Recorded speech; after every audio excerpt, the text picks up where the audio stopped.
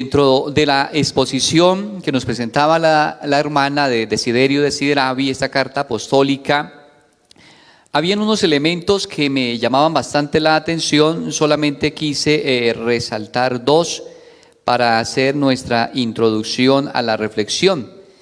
El primero, lo que dice el Papa. La liturgia, la primera fuente de la vida divina que se nos comunica, la primera escuela de nuestra vida espiritual. Eso es hermoso. ¿Por qué? Porque si ustedes y yo miramos, hay muchas realidades que hemos celebrado desde nuestra infancia, pero que al día de hoy, en la misa misma, no entendemos lo que significa. Sin embargo, misteriosamente, ahí se ha venido mostrando la acción del Espíritu que nos ha atrapado, que nos ha contagiado y que nos ha permitido descubrir que ahí hay algo misterioso, que siempre está ahí y que siempre nos toca. Lo segundo es una pregunta que se hace el Papa Francisco. ¿Cómo podemos seguir asombrándonos de lo que ocurre ante nuestros ojos en la celebración? Es una pregunta cierta, debemos asombrarnos. Bueno, pero ¿cómo logramos eso? No se trata de una autosugestión. El Papa presenta la respuesta. Necesitamos una formación litúrgica seria y vital. Esa es la clave. Y por eso esos espacios. Nadie ama lo que no conoce. Y podríamos decir, nadie celebra lo que no conoce. Por eso, esos espacios son fundamentales. Ahora bien, dentro de esa dinámica, quiero partir de esta imagen. Esta imagen es un cuadro de un pintor Tintoretto, italiano, llamado El lavatorio de los pies, donde nosotros fácilmente podemos identificar a Jesús por una razón. ¿Cuál es? Está arrodillado, está lavando los pies al apóstol Pedro. Por la experiencia, el relato bíblico, nosotros podemos decir, este es Jesús. Esta es una hermosa pieza que tiene una serie de contenidos donde vemos a un grupo de discípulos quitándose el pantalón para poder permitir que el Señor les lave los pies. Aquí hay uno en esta parte que se está disponiendo, quitando las sandalias, ajustando también su ropa para permitir que el Señor le lave los pies. Hay una serie de contenidos, pero el que interesa aquí es el Señor, porque está como servidor. ¿Y qué le dijo a los suyos cuando hizo eso? Yo hice esto para que ustedes hagan lo mismo. Aquí en este cuadro, en esta experiencia que refleja un contexto bíblico, está el sentido de la ministerialidad. ¿Por qué hay ministerios, servicios en la iglesia? Porque el Señor mismo dio ejemplo de esa realidad y nos pidió hacerlo. Entonces, partimos de esta orientación para descubrir lo que es algo propiamente el canto litúrgico. La iglesia eso lo entendió a lo largo de los siglos. Aquí, por ejemplo, vemos, es algo que aparece a manera de miniaturas en algunas liturgias antiguas de las horas, un grupo de dominicos frente a un texto grande. Antiguamente los textos del canto dentro de la misa eran grandes, incluso habían textos de casi 2 metros. ¿Por qué? Porque como no habían proyectores, se valían de manera pedagógica para que los cantantes pudieran visualizar. Vemos aquí una imagen de un grupo de dominicos entonando posiblemente una salmodia. Aquí más de cerca vemos ese grupo cerca con unas partituras, con unos textos o al menos unas letras, invocaciones en latín, domino, que nos hablan de algo. La iglesia a lo largo de la historia ha entendido el canto ciertamente como un servicio, una manera para adorar al Señor. Por eso aquí ya pasamos a medios totalmente nuevos, diversos. Vemos allá una liturgia de las horas. Vemos aquí un micrófono, vemos aquí unos audífonos, muchos medios digitales que nos permiten, nos posibilitan acceder a la riqueza de la historia de la música sagrada. ¿Qué voy a hacer primero que todo? Desde ya les anuncio el objetivo. Siempre las últimas charlas son más pesadas porque ya ustedes experimentan un cansancio y obviamente voy a intentar ajustarla para que no se presente tan cansada. Desde ya, esto que les voy a presentar inicialmente solamente es una introducción.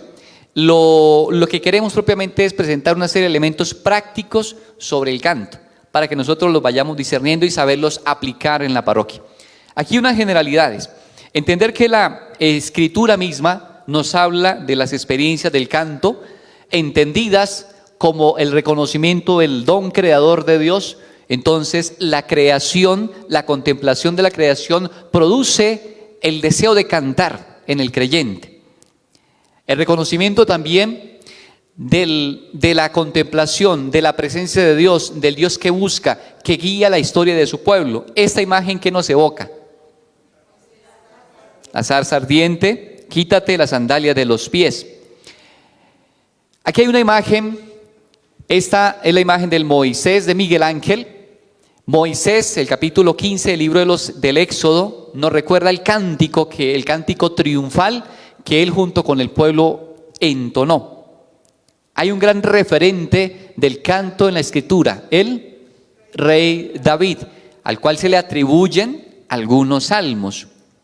En la escritura encontramos dentro de los libros proféticos realidades como el cántico de Isaías, el capítulo 2, que nos hablan de toda una connotación musical dentro del canto. Y por antonomasia podríamos decir, el sentido del canto se encuentra casi que sintetizado en los salmos, pues el pueblo, el autor sagrado, los construyó fundamentalmente para que fueran cantados. En el Nuevo Testamento nosotros, ¿qué encontramos? Encontramos, aunque los 4 evangelistas tienen toda esa connotación celebrativa del canto, por una razón, porque para el judío cantar es fundamental, cantar es casi que el oxígeno para el judío.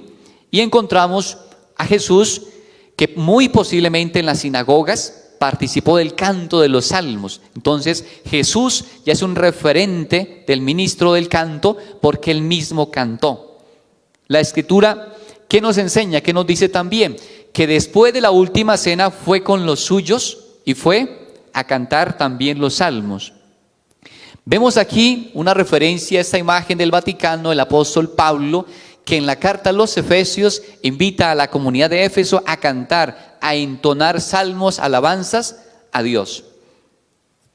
Y concluyendo la Sagrada Escritura, nosotros encontramos también la gran referencia del libro del Apocalipsis, el canto del Apocalipsis, la invocación "Ven Señor Jesús", donde se presenta a toda la asamblea celestial en un cántico eterno permanente de alabanza.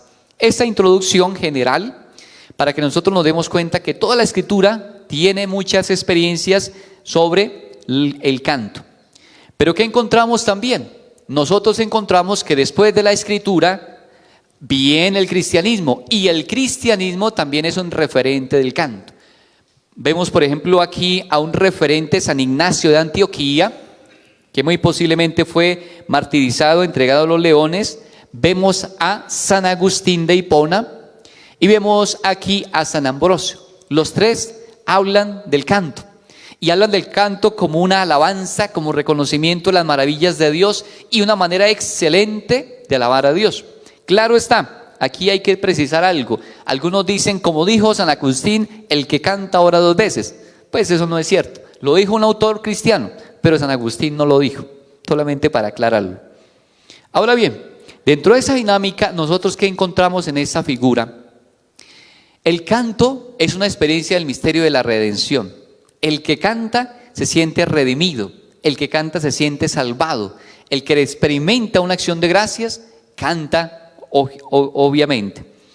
Ahora miren ustedes, el canto tiene una connotación en la liturgia, es la expresión de un sentimiento religioso. Esa es una característica fundamental del canto.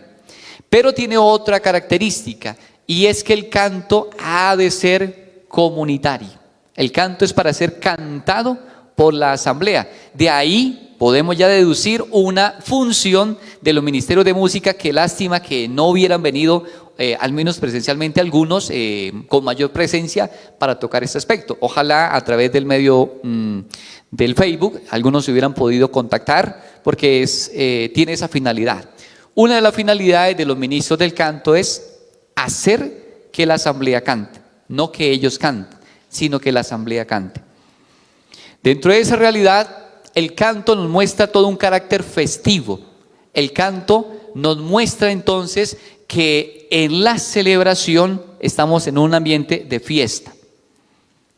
Dentro de esa realidad hay unas recomendaciones. Primero, dentro del canto se debe evitar lo que se llama el plagio, porque ustedes bien saben que hay algunos cantos que incluso se entonan en la misa, pero que si uno los busca, tienen otra referencia, otras músicas que incluso no tienen nada que ver con la fe. Un primer reto para los ministros del canto. Segundo, el canto debe evitar todo tipo de protagonismo. ¿Cómo le pasó a este padre argentino, famoso rockero? El canto de igual manera debe evitar la improvisación. Siempre debe ser preparado el canto, siempre debe estar formado, incluso el canto en la misa debe ser orado. Ahora miren ustedes, el sentido de los cantos en la misa. Hay que tener en cuenta cuáles cantos tocar, entonar, cuáles cantos se pueden cambiar también, qué finalidad tiene cada canto. Y en base a eso llegamos a una finalidad fundamental. La finalidad fundamental del canto es esta, la gloria de Dios, ¿sí? Y junto a ello, también la santificación, la salvación de los hombres. A eso apunta el canto, a la gloria de Dios y a la santificación de los hombres. Entendido ese breve recorrido, llegamos a algunas conclusiones. Objetivos del ministerio del canto. Primero, servir a la parroquia a través de la música del canto. Es un servicio. Ahí entra una lógica. El canto, en lo posible, como servicio, entonces, no se puede convertir en un negocio, ¿no? Si vamos, pero nos dan 30, vamos, pero nos dan 50, misa con 3 vale 60, misa con 4 vale 80. ¿Por qué? Porque cada uno hay que darle da 20, se vuelve un negocio. Hay que promover en todos los ambientes siempre el sentido de servicio. Segundo, llegar a la asamblea mediante la música y el canto, a una actitud de oración, para que tenga un verdadero encuentro con el Señor, una finalidad esencial. Tercero, ser el canal para que la comunidad pueda, con su canto, alabar y adorar al Señor. Eso es fundamental. El ministerio no es un fin, es un canal, es un medio, y debe llevar a que la comunidad pueda cantar. Y aunque podemos deducir también muchos otros objetivos, levantar el ánimo de la asamblea. No se trata de levántense las palmas, arriba, vamos, como el que dirige una discoteca, no, sino el ánimo hablando del espíritu, ¿no? La realidad espiritual. Y lo otro, el carácter de asamblea, de comunidad, de pluralidad eclesial que debe tener. Partiendo de eso, ahora entramos con ustedes en detalle sobre algunas realidades prácticas, digámoslo así, que muchas de ustedes las conocen, otras las iremos aprendiendo, pero que es bueno tener presente. Hablando de esa realidad, entramos dentro de lo que se llama la Eucaristía y sus diversas partes, que bien conocemos ya tiene una introducción a manera de ritos iniciales, tiene la primera parte, liturgia de la palabra, segunda parte, liturgia eucarística, y cierra con una conclusión. En base a eso, ¿qué encontramos nosotros? Voy a tocar aquí de manera generalísima porque cada elemento de estos implica muchos encuentros, pero solamente unas generalidades. Un primer grupo de cantos, lo que se llama los cantos del ordinario, que vamos a presentarlos simplemente de manera general con ustedes. Me quiero basar en este librito que ustedes ven aquí, el Misal Romano, que ya con los ministros extraordinarios de la Eucaristía, el año pasado tuvimos toda una experiencia en el año de formación, hicimos una primera aproximación y ustedes pudieron descubrir que el libro no es solo para el padre, sino también para los fieles. Lo que pasa es que a los padres a veces nos da miedo que ustedes lo conozcan porque después se dan cuenta de las imprecisiones que tenemos en la misa y por eso no siempre se lo vamos a conocer, pero debe ser bien conocido por los fieles. Quiero basarme en la instrucción general del Misal Romano, que aparece al comienzo, para que ustedes se den cuenta que lo que yo les estoy diciendo no es carreta o inventado, sino que es lo que dice la Santa Madre Iglesia. Ahora, dentro de los cantos del ordinario de la misa, que como ya les dije, ustedes lo encuentran en el misal, en una parte que se llama ordinario de la misa, que es el orden, la estructura que debe seguir la Eucaristía. Ahí está esa parte indicada. En el misal, ¿qué encontramos? El primer elemento que hace parte de los cantos del ordinario de la misa, en el original griego es el Kyrie eleison. Para nosotros que no sabemos de griego, Señor ten piedad. Ese es el Señor ten piedad. Entonces, vamos a ver lo que nos dice la normatividad litúrgica. Aquí podríamos tocar toda la historia, la teología del canto como tal en su origen y en su evolución, pero solamente vamos a ir a los elementos práctico-pastorales para tenerlos en cuenta. El texto se llama Instrucción General del Misal Romano, se encuentra en el misal, porque una vez en una charla, un padre al final de la charla me dijo, ¿dónde encuentro ese libro? Y yo le dije, padre, ese libro está en el misal, ¿sí? Hace parte del conjunto del misal. Y miren ustedes lo que nos dice respecto a ese canto, la liturgia, el misal. Después del acto penitencial, es decir, ya la norma nos está diciendo algo. El ten piedad no es el mismo acto penitencial, que en algunas circunstancias puede ir incluido, sí, pero no es el mismo acto penitencial, porque este tiene un carácter de himno. Y dice lo siguiente, después del acto penitencial se tiene siempre el Señor ten piedad, a no ser que quizás haya tenido lugar ya en el mismo acto penitencial. ¿Cuándo? ¿Cómo? Cuando el sacerdote hace unas invocaciones y se alternan con el estribillo, Señor ten piedad, Cristo ten piedad, Señor ten piedad. En ese caso ya viene inserto dentro del acto penitencial.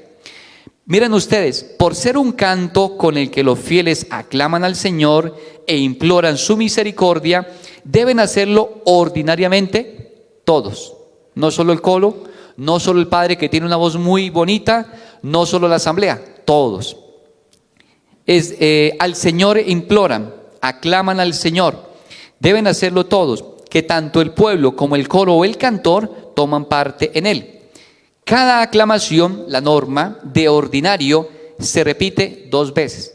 Señor ten piedad, Señor ten piedad. Que se utiliza de manera especial para hacer también, puede ser una opción intercalado. Puede ser el coro, puede ser la asamblea, el mismo padre y la asamblea. Es una opción. Pero no se excluyen más veces. Miren ustedes, la norma posibilita esa otra opción. Teniendo en cuenta la índole de las diversas lenguas y también el arte musical o las circunstancias. Cuando el Señor ten piedad se canta como parte del acto penitencial, se le antepone un tropo. ¿Qué es un tropo? Un estribillo, ¿sí? Para que lo tengamos presente. A cada una de las aclamaciones. En base a eso, ¿qué decimos? Por ejemplo, renuévame, Señor Jesús. Ya ustedes que están en formación y los que están conectados, lo quitan ya de su diccionario, de su libro de cantos, porque no es un canto penitencial, no es un Señor ten piedad. ¿Cuál otro, por ejemplo, que ustedes han escuchado en sus parroquias? Hoy perdóname, muy bonito y todo, pero no es un Señor ten piedad. ¿Cuál otro? Perdón, Jesús, perdón. Perdón por aquel mendigo. Hay muchas herramientas. Yo luego, ya hablaba con la hermana Isaura una vez, ahí tengo todo un material basado en el cantoral mexicano, en el cantoral español, en el cantoral también de la Arquidiócesis de Medellín, que ya está en audios, para que luego hagamos el ejercicio de compactar todo el material y compartírselo a todos los ministerios a manera de memoria, ojalá, para que se puedan ir escuchando y ensayando. Y hay cantos muy bonitos de una larga tradición histórica que se han ido perdiendo. Entonces, primer canto del ordinario, el Señor ten piedad. Pasamos al segundo. Estamos dentro del grupo de los cantos del ordinario, el Gloria. El numeral 53 nos dice lo siguiente. El Gloria es un himno antiquísimo y venerable con el que la Iglesia congregada en el Espíritu Santo glorifica a Dios Padre y glorifica y le suplica al Cordero. El texto de ese himno no puede cambiarse por otro, como hacía el Padre Chucho cuando hacía la misa en Caracol. Muy famoso el Padre Chucho, cantaba muy bien, pero ese no era gloria a Dios, gloria al Padre. No, es el texto que está en el misal. Por lo que dice el texto, la antiquísima tradición histórica. Otro, por la riqueza de la palabra que está contenida en la estructura del texto. Junto a ello, porque cada uno de los estribillos tienen toda una lógica y connotación que tienen la dinámica de alabanza. Entonces, tener presente esa normatividad que nos presenta la ordenación general del misal romano. Lo inicia el sacerdote, pero como no todos los sacerdotes cantan o cantamos, dice, según las circunstancias, el cantor o el coro. Es decir, un miembro del coro lo puede empezar también. Y en cambio, es cantado simultáneamente por todos o por el pueblo alternando con los cantores. Es decir, hay dos opciones especiales que el misal nos presenta para entonar el Gloria. Una sola estructura o alternado. Ahí ya, por ejemplo, hay un reto de los ministerios de música. Conocer cómo se hace la entonación alternada, que es muy bonita y da todo un carácter de asamblea, de pueblo que responde, de pueblo que se vincula, que está dentro de la espiritualidad, alabando y glorificando al Señor. Eso nos posibilita el misal, o por los mismos cantores. Si no se canta, supongamos que ni hay coro porque el padre perezoso ni siquiera motiva el coro, lo dirán en voz alta todos simultáneamente, o de dos en dos, o en dos coros, que se responden el uno al otro. Es decir, hay una tercera forma que posibilita el misal, recitado. Puede recitarse en su estructura completa o también alternándolo, es otra opción. Se canta o se dice en voz alta ¿cuándo? Los domingos, fuera de los tiempos de Adviento, aclara el misal, y de Cuaresma, en las solemnidades y en las fiestas, y en algunas celebraciones peculiares más solemnes. Entonces, para que tengamos presente un poco la normatividad, viene aquí en el misal. Segundo, canto del ordinario, el Gloria. Tercero, miren ustedes, yo creo que ustedes han visto, a menos en nuestros ambientes, quizás la hermana conozca otros ambientes o ustedes mismos, el credo no se entona y se debería en lo posible entonar como profesión de fe.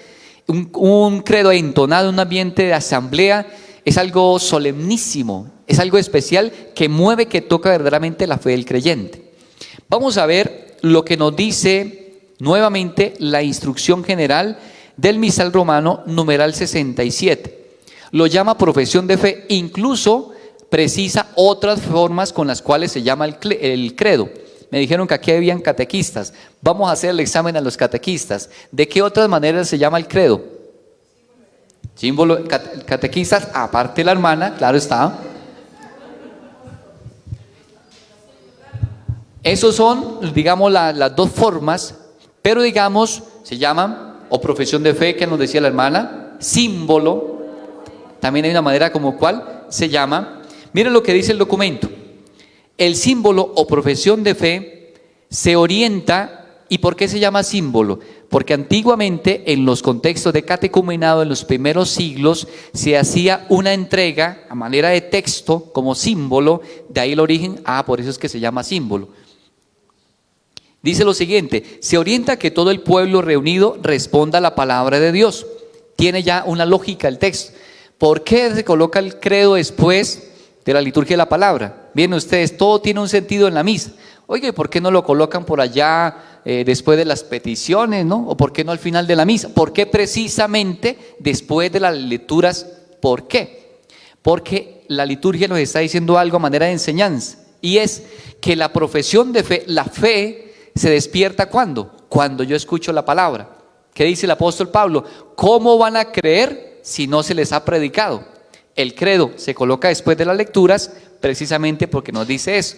La palabra, el credo es fruto, la fe, del encuentro con la palabra. A continuación, miren ustedes lo que dice el texto.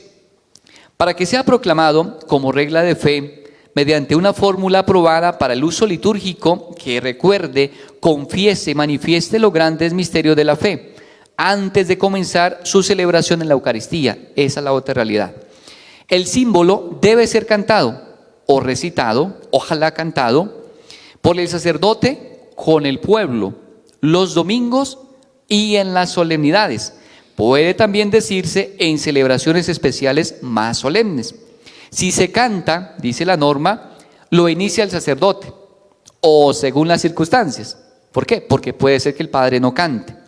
El cantor o los cantores, pero será cantado o por todos juntamente o por el pueblo alternando con los cantores, igual que el Gloria. Si no se canta, es decir, digámoslo, una segunda opción, será recitado por todos en conjunto o en dos coros que se alternan. Esa es otra forma, una segunda tarea para los coros. Bueno, busquemos partituras en YouTube, tantas opciones para ver cómo se canta el credo alternándolo. Es otra experiencia muy bonita de asamblea. Entonces, ¿cuáles cantos llevamos del ordinario? Señor, ten piedad, gloria y credo. El santo que vemos nosotros que siempre se entona dentro de la misa, aunque la liturgia posibilita, cuando no hay cantores ni nada, que sea recitada, la norma nos dice lo siguiente, numeral 79. El misal propiamente la llama aclamación, así llama el santo, aclamación, es la gran aclamación. Esta aclamación, que es parte de la misma plegaria eucarística, es proclamada por todo el pueblo juntamente con el sacerdote. Con ella, toda la asamblea, uniéndose a los coros celestiales, canta el santo.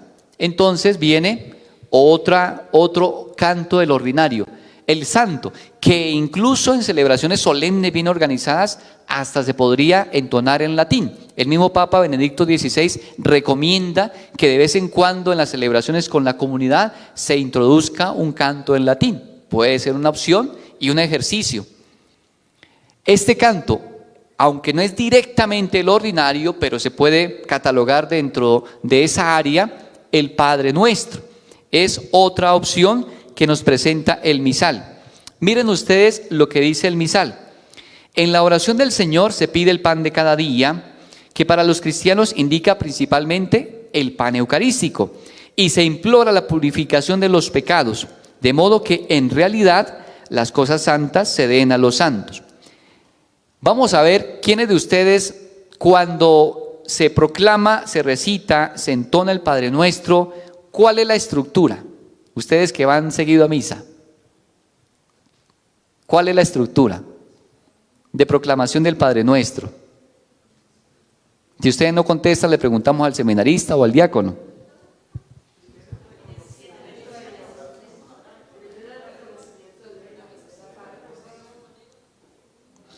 Entonces miren ustedes, aquí el misal nos lo dice. El sacerdote solo añade el embolismo, hace la invitación a la oración primero, y todos los fieles juntamente con el sacerdote dicen la oración. Viene la oración y viene el embolismo. Entonces, ¿qué la constituye? Una invitación. Fieles a la recomendación del Salvador, es la invitación. Viene el Padre Nuestro y viene lo que se llama el embolismo o la prolongación de la parte final del Padre Nuestro. Líbranos, Señor, de todos los males. Esa es la estructura de la recitación del Padre Nuestro, que ya, como ustedes lo decían, tiene 7 peticiones, que incluso haciendo un ejercicio gramatical, el misal perfectamente organizado presenta las 7 peticiones, separadas por comas, por puntos y comas, y por punto y aparte. Todo eso tiene una lógica y un sentido, pero no vamos a hablar obviamente de eso. Entonces, el otro canto, el ordinario, Padre Nuestro, y concluimos con este Agnus Dei, o propiamente el Cordero. El Cordero. Y miren ustedes lo que nos dice la norma en el número 83. Solamente leo la parte que corresponde al canto como tal, porque a veces los ministros del canto, bueno, ¿cuándo uno comienza? ¿Cuándo uno culmina? ¿Qué hay que hacer? Bien. El sacerdote parte el pan e introduce una parte de la hostia en el cáliz para significar la unidad del cuerpo y de la sangre del Señor en la obra de la redención. A propósito de lo que decía la hermana muy bonito sobre el tema del signo, ¿no? Mire, este signo, este gesto que hace el sacerdote, toda la significación y teología que encierra, que incluso a veces los sacerdotes cometemos un error. Narrando las palabras del Señor, ahí es donde fraccionamos el pan, ¿no? Tomó el pan, lo partió y se lo dio. No, porque la liturgia no es un teatro. Viene un momento después donde sí se fracciona el pan. no durante las palabras ni durante la narración. Miren lo que dice la norma. La súplica Cordero de Dios se canta según la costumbre, bien sea por los cantores, una opción, o por el cantor seguido de la respuesta del pueblo, otra opción, o por lo menos se dice en voz alta, otra opción, la más pobre, pero ojalá cantado. La invocación acompaña la fracción del pan. ¿Qué quiere decir? Cuando el sacerdote empieza a fraccionar el pan, ahí es donde se empieza a entonar el cordero, no antes ni después, hay que precisarlo. Por lo que puede repetirse cuantas veces sea necesario hasta cuando haya terminado el rito. Porque una vez alguien me decía, no, son 3 veces porque el Padre, el Hijo y el Espíritu Santo. No, eso es acomodación. La norma dice que se pueden entonar varias veces. Ahora, la última vez se concluye con las palabras, danos la paz. ¿Qué significa esto? Que el cordero no es un canto de paz, ¿sí? Hazme un instrumento de tu paz. No, no es el cordero. Y otro montón de cantos que hasta ustedes y yo hemos cantado en la misa, pero que no son. Deben tener como texto la expresión Cordero de Dios, porque es un canto del ordinario y que siempre permanece. Entonces, numeral 83, para que luego ustedes lo lean con calma, pero tengan presente, ¿cuándo comienza? Cuando el sacerdote empieza a fraccionar el pan. ¿Cuándo culmina? Cuando ya culmina la fracción. Eso es importante. Hasta ahí los cantos que llamamos del ordinario. Hermana. Me parece importante aclarar lo de la variación de los textos, porque la característica principal de esos cantos del propio es que no varía el texto en ninguno de los casos, porque pasa con el credo, con el Padre Nuestro, con todos, cambiar con el texto sería muy importante como hacer esa aclaración, enfatizar en que no se debe cambiar el texto. Incluso si usted mira la norma, en todos esos cantos repite eso, ¿no? Que se respete el texto original, como recomendación. Ahora viene un segundo grupo de cantos. Son los que vienen llamados aclamaciones. Dentro de las aclamaciones, y así el misal las llama, encontramos uno conocido por nosotros, es una antigua partitura medieval, el Aleluya. En su original latino, un latín medieval, Aleluya. Y miremos lo que nos dice el texto, la norma respecto al Aleluya, que incluso a veces yo sufro aquí con algunos seminaristas cuando se entona. Después de la lectura que precede inmediatamente al Evangelio, se canta el Aleluya, u otro canto determinado por las rúbricas, el que llamamos también canto interleccional, según lo pida el tiempo litúrgico. Esta aclamación, así la llama el misal, constituye por sí misma un rito. Aquí hay algo fundamental. Ya, y vamos a verlo con ustedes, hay cantos que en sí mismos son ritos y hay cantos que acompañan el rito. Aquí, ¿qué nos dice el misal? El Aleluya en sí mismo es un rito. Y ahorita vamos a ver la indicación corporal gestual a través de la cual la norma nos aclara por qué es un rito. Miren ustedes. Esta aclamación constituye por sí misma un rito, o bien un acto, por el que la asamblea de los fieles acoge y saluda al Señor, quien le hablará en el Evangelio y en la cual profesa su fe con el canto. Es toda la teología de ese momento. Se canta, y ahí viene el sentido del rito, todos estando de pie. ¿Qué quiere decir? Que una vez empieza el canto, todos se ponen en pie. Porque a veces que esperamos hasta que el Padre llegue al ambón para ponernos en pie. No, de ahí el carácter ritual del canto. Porque todos acompañan el canto con un movimiento, ponerse en pie. Iniciándolo los cantores o el cantor. Y si fuere necesario se repite, pero el versículo es cantado por los cantores o por un cantor. Aquí, como práctica, por ejemplo, en el ambiente de ministerio de música, sería bueno recuperar las antífonas al Evangelio que proponen los leccionarios y que entonadas sería algo hermoso para nuestras celebraciones. Padre, facilíteme el leccionario, el Evangelio del día, viene una antífona, esa antífona se puede entonar y eso va en directa relación con el momento del Evangelio, porque la antífona es casi que como el resumen del Evangelio. Entonces viene otra tarea para los ministerios de música. Ahora, miren ustedes una serie de normas que presenta el documento. El Aleluya se canta en todo tiempo, excepto durante la Cuaresma, Los versículos se toman del leccionario o del gradual, lo que ya decíamos. En tiempo de Cuaresma, en vez del aleluya, se canta el versículo antes del Evangelio que aparece en el leccionario, ¿sí? O durante el tiempo normal, aleluya intercalado con la antífona al Evangelio. Cuando hay solo una lectura antes del Evangelio, en el tiempo en que debe decirse aleluya, puede tomarse o el salmo aleluyático o el salmo y el aleluya con su versículo, alternado. En el tiempo en que no se debe decir aleluya, puede tomarse o el salmo y el versículo antes del Evangelio, sin intercalarlo con el aleluya. Entonces, para que lo tengamos presente, numeral 62 y 63 de la instrucción general del misal romano, que es un canto rito como tal. Ahora, sigamos con otro, miren ustedes, que no, dentro de lo que decía la hermana, lo que hemos ido perdiendo, las aclamaciones al memorial las hemos ido perdiendo en la misa, al menos en las misas dominicales. ¿Cuál es la aclamación al memorial? El sacerdote debería entonar: este es el sacramento de nuestra fe, y vienen las varias opciones que plantea el misal. Una de estas: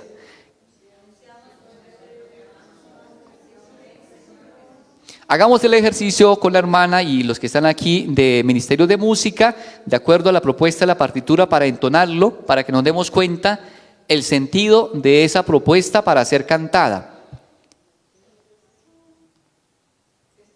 ¿En do menor? ¿O el que conocemos todo, para no complicarnos?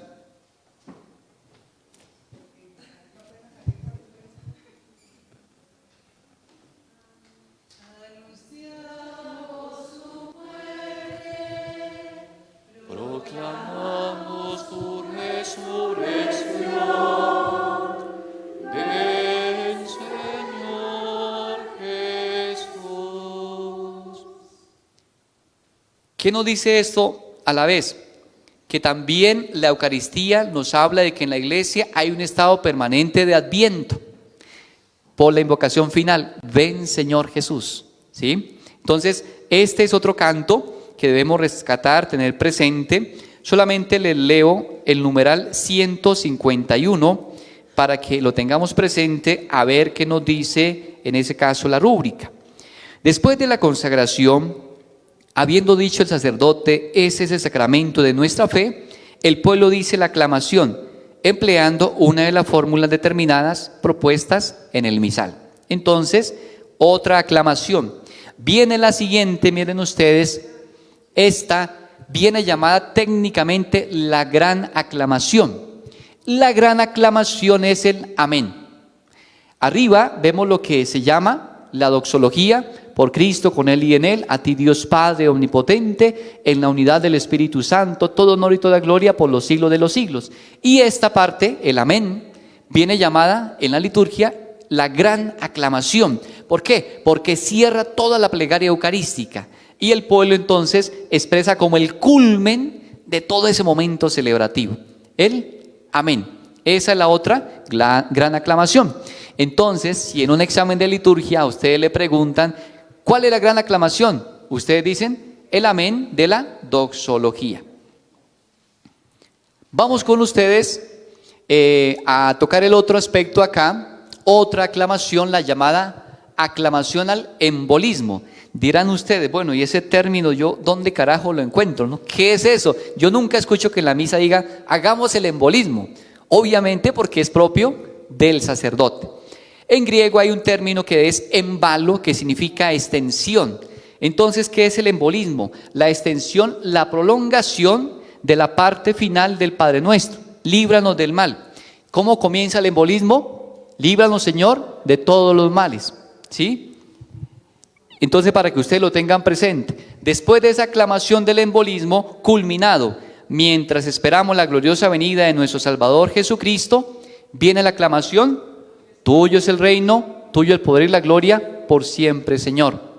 Con la ayuda de la hermana, hagamos el ejercicio de entonar a ver cómo nos escuchan los que están conectados.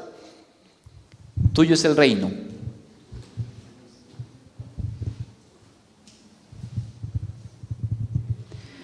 Tuyo es el reino, tuyo el poder y la gloria, por siempre, Señor. Ahora todos. Tuyo es el reino, tuyo el poder y la gloria, por siempre, Señor. Muy bien, un aplauso para la hermana y para ustedes. Bien, llevamos entonces 2 grupos de cantos. ¿Cuál era el primero? Ordinario. ¿El segundo grupo? Dentro del primer grupo, ¿cuáles cantos encontrábamos?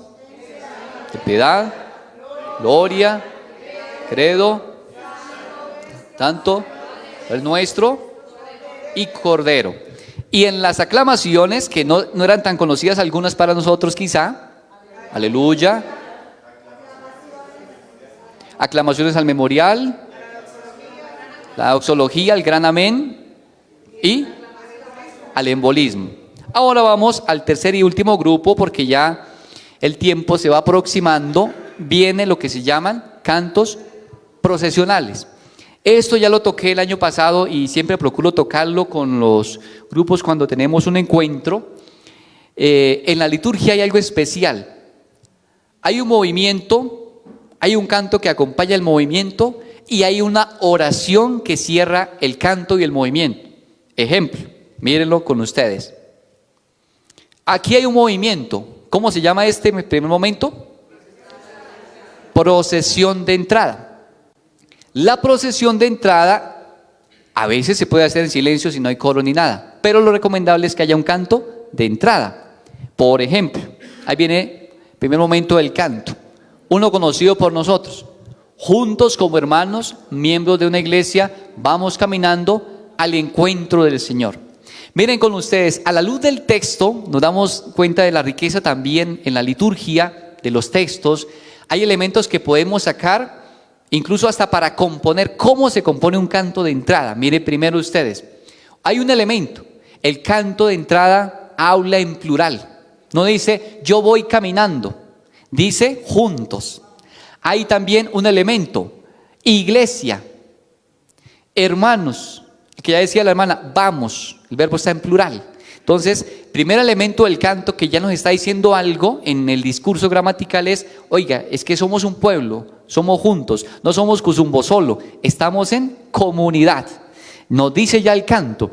Lo otro, miren ustedes, propio de un canto de entrada, es lo que se llama en gramática verbos de movimiento. Vamos, verbo de movimiento, desplazamiento, cambio de un lugar a otro. ¿Qué nos está diciendo? Somos una iglesia en camino, una iglesia peregrina. Y entonces, a la luz de esos elementos, vamos nosotros discerniendo qué elementos deben componer un canto de entrada. No, alabaré, alabaré, alabaré, singular. No habla de plural, no habla de ningún desplazamiento, ¿sí? Y cantos por el estilo. Ahora, en base a ese, cantos de entrada litúrgicos que ustedes conozcan, que hayan cantado, que sepan. Por ejemplo, reunidos en el nombre del Señor. Mire, habla en plural. Reunidos está hablando de una consecuencia, una convocación, una asamblea en el nombre del Señor. ¿Qué sigue? Que nos ha congregado ante su altar. Celebremos el misterio de la fe. Ven ustedes otro elemento que va en esa misma línea. Otro ejemplo. No, porque miren, de gozo se llenó mi corazón. Yo, individual. Para afuera ese canto. Viene. Vamos cantando al Señor. Un verbo en plural habla de un movimiento también. Entonces podemos hacer ese ejercicio con ustedes y nos daremos cuenta de muchos otros cantos. Ahora, lo que nos dice la norma en ese aspecto, numeral 47, hablando ciertamente del canto de entrada. Miren ustedes lo que dice la norma, solamente se las leo.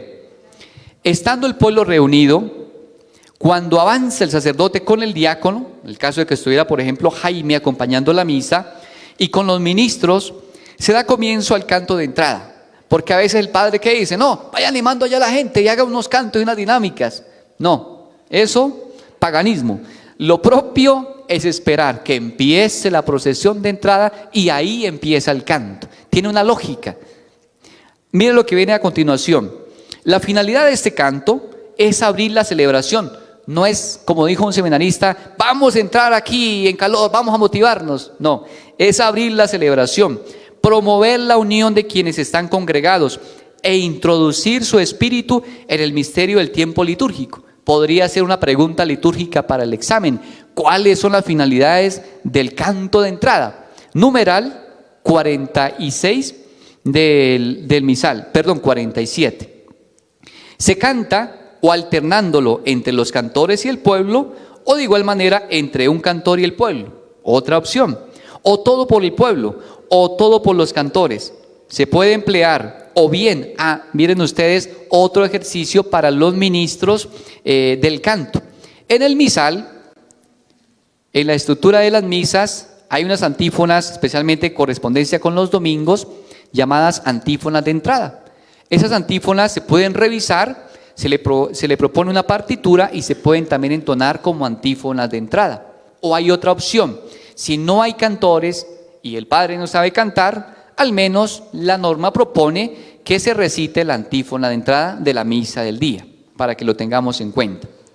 Bien, ahora, hablando un poco de lo que yo les mencionaba a ustedes, de la lógica de la liturgia, miren ustedes, hay un movimiento, hay un canto que acompaña el movimiento y hay una oración que cierra ese momento. Pregunta para ustedes, ¿cómo se llamaría esa oración que cierra este momento? Oración colecta. Viene un movimiento, procesión, viene un canto, canto de entrada y una oración que cierra, oración colecta. Veamos, segundo momento, la misma estructura, miren ustedes. Viene un movimiento, procesión de las ofrendas, muy bien. Viene un canto, miren ustedes, que acompaña la oración de las ofrendas. Por ejemplo, miren esta propuesta. Una espiga dorada por el sol, el racimo que corta el viñador, se convierten ahora en pan y en vino.